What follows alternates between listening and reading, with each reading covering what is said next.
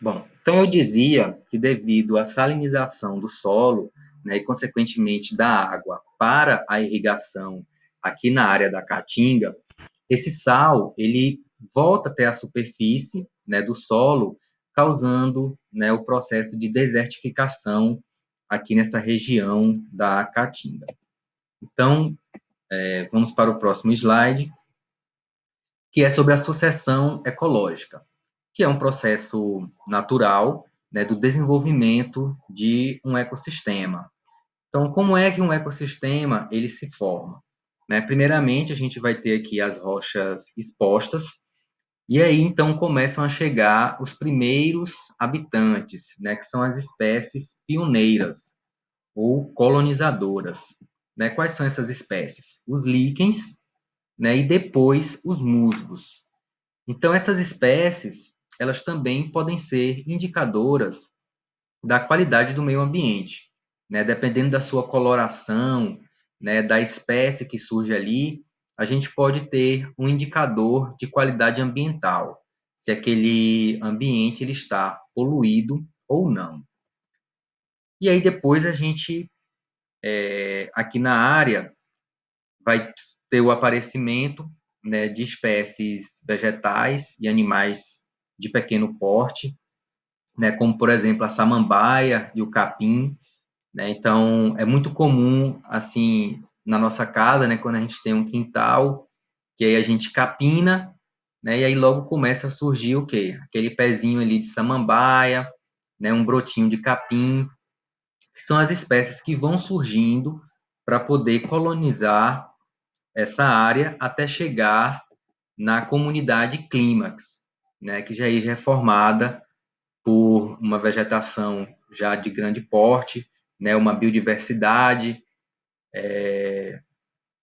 de espécies vegetais, né, e aí essas espécies vegetais atraem também os animais aqui para essa área.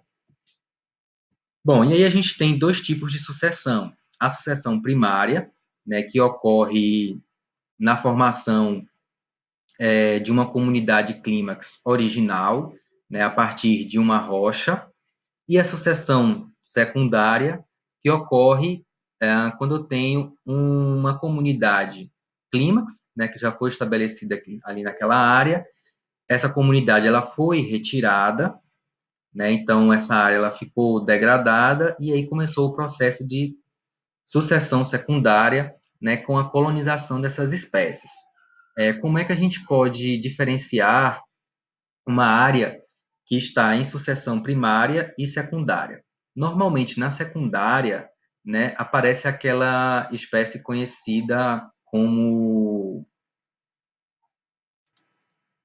imbaúba, né? Então, começa onde tem a imbaúba, é sinal de que ali é uma região, uma área que já foi desmatada, né, que está em processo de sucessão secundária, certo? Vamos passar aqui para o próximo slide. Bom, o solo e a serrapilheira, né? Então, a serrapilheira, ela tem um papel muito importante, né, para a recuperação das áreas degradadas. Por quê? Primeiro, a gente precisa entender, né, o processo de formação do solo, né? Então, se vocês lembram lá da geologia, eu tenho uma rocha, né, e aí, devido ao processo de intemperismo, né, como a chuva, o sol, né, o vento, vai promovendo a degradação dessa rocha, né, formando um solo sedimentar, juntamente com a matéria orgânica que vai sendo estabelecida, né, ali naquela área, né, no processo de sucessão ecológica. Então, a partir do momento em que essa vegetação, né, ela morre, ela vai virando humus, que torna novamente disponível os minerais para o solo, e então formando essa camada de serrapilheira. Aqui nessa camada de serrapilheira, a gente também tem uma grande atividade biológica ocorrendo ali, né, onde eu tenho várias espécies que fazem essa degradação da matéria orgânica, né, remineralizando, né, tornando os minerais como cálcio, como nitrogênio, né, como oxigênio, carbono, enxofre, né, necessário para a formação de novos vegetais. Né? E aí começam os fungos, a minhoca, a formiga, né? Também bactérias, tatuzinho e larvas que fazem a decomposição dessa matéria orgânica, né? Tornando os minerais novamente disponíveis para que outras plantas possam absorver. Então, essa camada aqui de serrapilheira, né, ela é formada por essas folhas, nessa galhos, essa vegetação, né, que caem das árvores, nessa vegetação morta, e aí vai formando aqui um banco de sementes que também protegem, né, toda aqueles micro-organismos que estão atuando ali para poder fazer essa decomposição dessa matéria orgânica. Então, essa camada ela é importantíssima para a recuperação, né, dos ambientes degradados, inclusive quando se vai promover alguma alteração na área, né, com o desenvolvimento de alguma atividade econômica, recomenda-se que essa serrapilheira ela seja retirada, né, ela seja armazenada em um outro local, para que, quando ocorrer o processo de recuperação desta área, seja utilizada essa serrapilheira ali no processo. Bom, então a nossa aula de hoje vai chegando ao fim, e aí eu tenho algumas considerações a fazer. Então, com os processos, né, das mudanças climáticas, a degradação das áreas, elas têm se acentuado cada vez mais. Né? Na minha época, quando eu fazia graduação, há um tempinho atrás, mudanças climáticas para a gente era algo que iria acontecer há um tempo muito distante, né? Talvez 2030, 2050.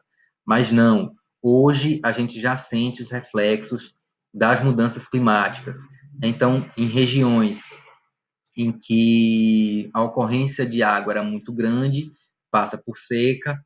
Em regiões em que era seca, hoje a gente tem grandes precipitações. Né? E todos esses processos de mudanças climáticas, aliadas aos processos antropogênicos, né, têm acentuado a degradação das áreas. Então, é preciso que a gente faça a gestão desses recursos naturais, né, porque nós sabemos que os recursos naturais eles são finitos, né, então se a gente explorá-los com uma certa velocidade que a natureza não consegue repor, né, eles vão se acabar. E isso tudo a gente consegue de que forma?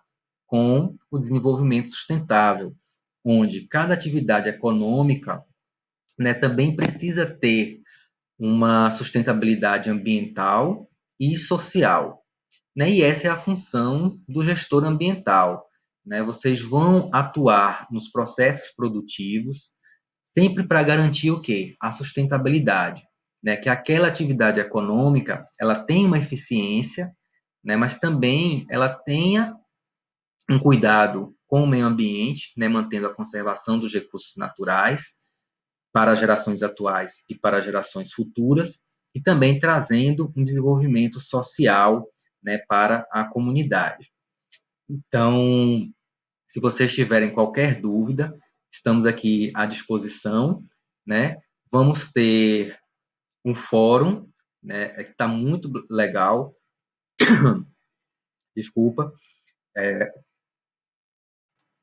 será na forma de um jogo, né, um desafio, onde vocês vão postar uma foto de um ambiente, de um bioma, e desafiar a tentar adivinhar qual é aquele bioma. E também temos um questionário, então não esqueçam de responder, né, porque todas as atividades contam ponto e somam para o aprendizado de vocês. Ok?